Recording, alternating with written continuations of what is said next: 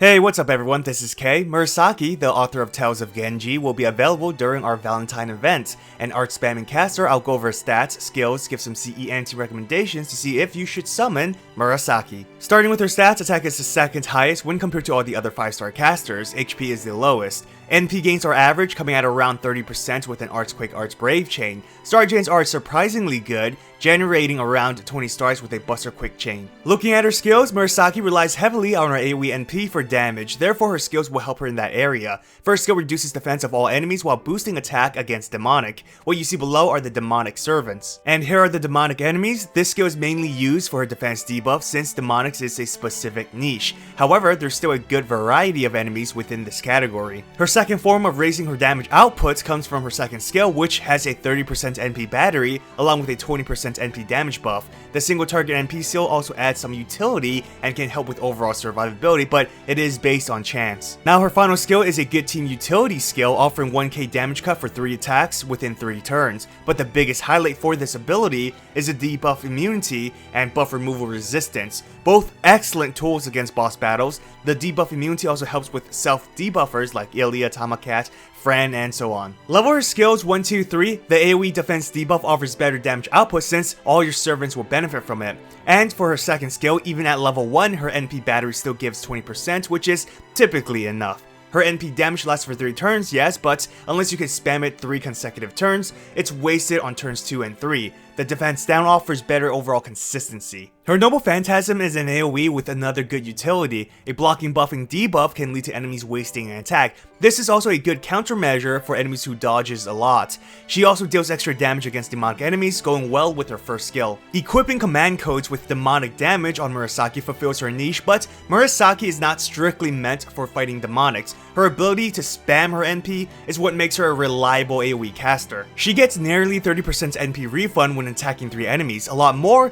with an Arts and NP gaining buff. With an NP Arts Brave chain, she can gain about 50% gauge. She also has access to a 30% NP battery, making her quite the spammer. Good free-to-play CEs are Dive to Blue and Painting Summer. Focus on her arts and NP, whether it be gains for better spammability or NP damage. Starting NPs also gives her a chance to turn 1 NP if you could provide the extra 20% with support. Again, NP and arts are the main priority. Smiling Face was a recent CE, so many players should have this, but it gives a good boost in all areas that makes Murasaki effective in battle. Finally, Cute Orangette is a good blend of NP gains and damage, while Black Grail offers the highest NP damage boost if you have a reliable way to charge her NP gauge fast. Tamamo is one of the best supports for Murasaki, as she can reduce skill cooldowns, allowing Murasaki to use her first 2 skills more often. Constant NP charges and buffing arts along with NP damage makes Murasaki more consistent. The combination of skill seal and charge reduction can prevent enemies from using your NPs quite often,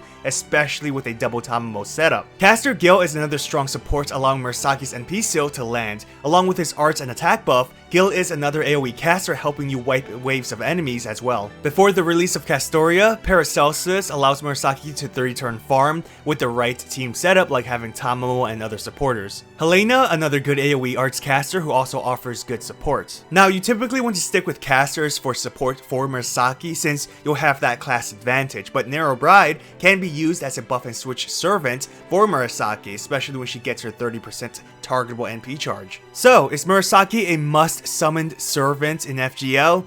It's a skip for me. Now, this doesn't mean Murasaki is bad. Her ability to spam her NP and having an NP battery makes her an excellent farmer, but I'm sure most of you know what her main problem is. There are a lot of arts AoE casters in the game already, therefore she offers nothing special aside from the demonic damage, which is situational. In comparison to NP damages, hers is very low, dealing less damage than some 4-stars, but she makes up for it with her high spamming potential, so think of it as a trade-off. Now, the biggest reason why I do not recommend Murasaki is that we already have a godly arts caster NP spammer who can easily 3-turn farm and is considered god tier when Castoria comes out, and his name is Sieg.